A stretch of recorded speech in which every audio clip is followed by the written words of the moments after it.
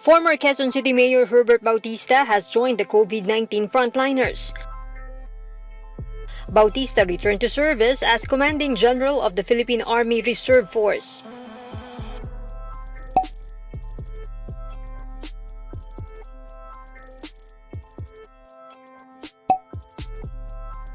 He is part of Quezon City security frontliners working non-stop to protect quarantined residents.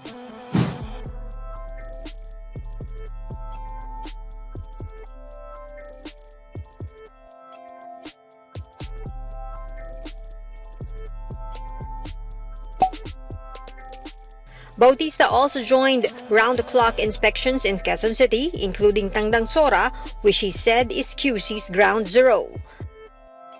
While on duty, he thanked those who have given their support and appealed to everyone to stay at home.